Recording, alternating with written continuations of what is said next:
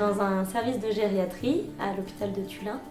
Donc c'est une unité de soins de longue durée et un EHPAD, un établissement d'hébergement pour personnes âgées dépendantes. Ça regroupe environ 145 personnes et parmi ces 145 personnes, on a choisi 7 personnes, 7 résidents. Ça fait 3 ans qu'on est en collaboration avec l'école de Fur qui est à côté. On fait des rencontres intergénérationnelles. Alors au début c'était autour du jardin la première année. La deuxième année on avait fait autour de l'école.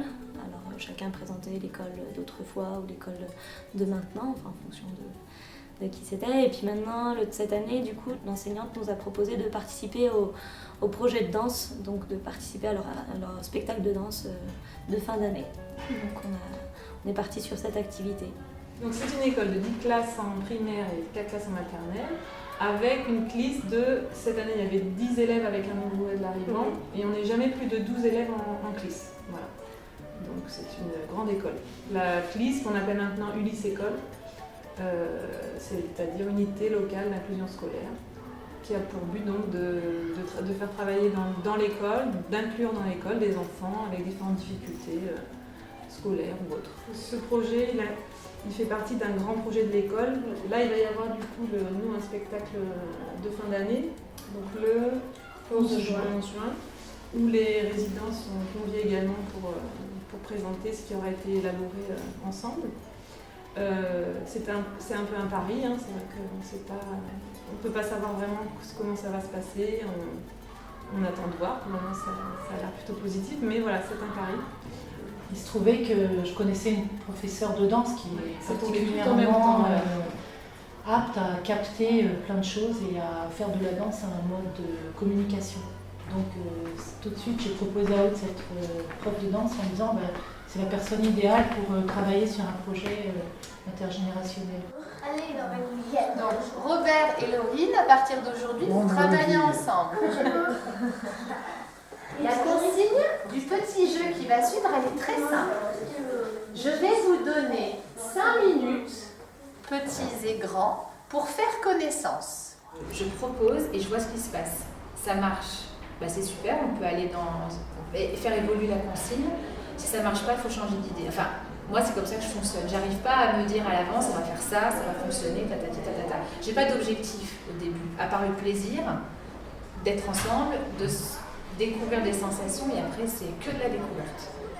Moi, j'essaye toujours d'y arriver par le simple moyen de la danse, mais quand ça fonctionne pas, il faut trouver des petites idées de comment les ramener en fait sur l'autre. On a commencé par faire travailler les personnes âgées en premier pour les mettre en confiance. Je pense que c'était déjà ça le premier enjeu. On a dû faire une dizaine de séances sans les enfants, donc le travail ça a été prendre conscience de l'autre dans la bienveillance et l'accueil de nouveautés, tant physiquement que de sensations. Ça a été quelque chose d'assez énorme pour eux. Il s'est passé des choses magiques. Quand tu te rends compte qu'à 80 ans, tu n'as jamais tourné sur toi-même, tu ne sais pas où est ton sternum, voilà, c'est déjà une première étape énorme. Et puis ensuite, tout doucement, on leur a apporté l'idée qu'on allait faire venir les enfants. Et après, c'est de concilier ces deux mondes. Au début, quand les enfants sont arrivés, c'était des nouveaux repères. Les adultes ont été vraiment perturbés un petit peu par tout ce bruit, ce mouvement. Et on avait mis un cadre assez important, qui leur convenait bien au début, donc du coup ça a été un petit peu perturbé. Et on a mis 3-4 séances à recréer un autre cadre avec la prof de danse. Et puis après, du coup, une fois que c'était fait, on a créé des binômes en fonction des affinités qui s'étaient déjà un petit peu créées entre les résidents et les enfants.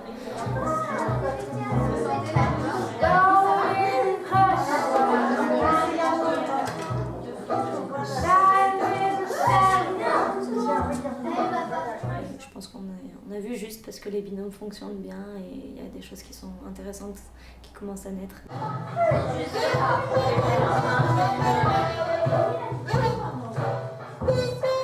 C'est de réconcilier deux mondes différents, deux approches corporelles différentes. Et ce jeu du miroir, il a cette importance-là en fait, c'est se ramener sur soi pour pouvoir être à l'écoute de l'autre. Ou l'inverse, être à l'écoute de l'autre pour revenir sur soi.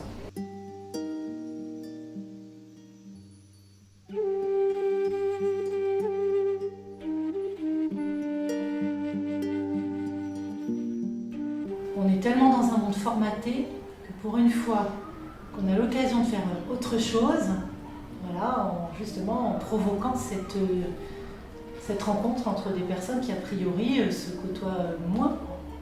Au niveau de la commune aussi, on trouve important de justement recréer un lien entre les différentes générations. L'école, ça a une place importante dans la ville.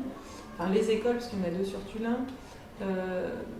Les résidents de l'hôpital, c'est pareil. L'hôpital de Tullin, c'est quelque chose qui a une place importante. Et faire du lien entre tout ça semble essentiel pour justement apprendre à vivre ensemble et évoluer.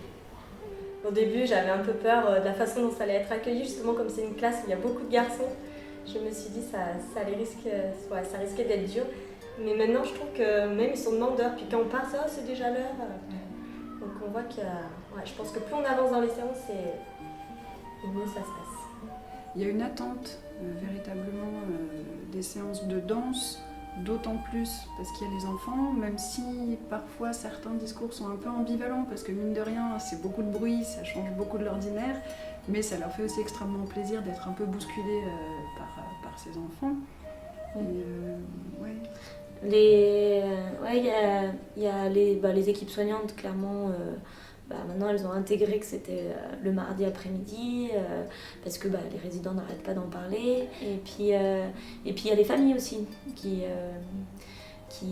regardent un petit peu doucement vers la fenêtre ce qui se passe, qui nous posent des questions, parce que pareil, les résidents en parlent. Et vraiment, pour le coup, c'est assez sympa de voir leur curiosité qui s'anime autour de ce projet.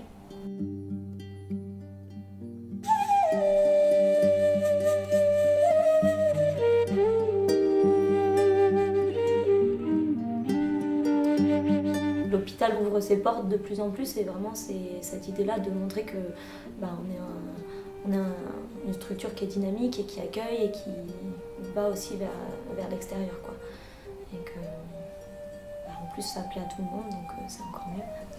Et puis c'est aussi l'occasion de lutter un peu contre les a priori qu'on peut avoir par rapport à des services de gériatrie, où même les enfants de la CLI souffrent parfois un peu d'a priori qui sautent une fois qu'on voit ce qu'on arrive à faire ensemble de façon très vivante.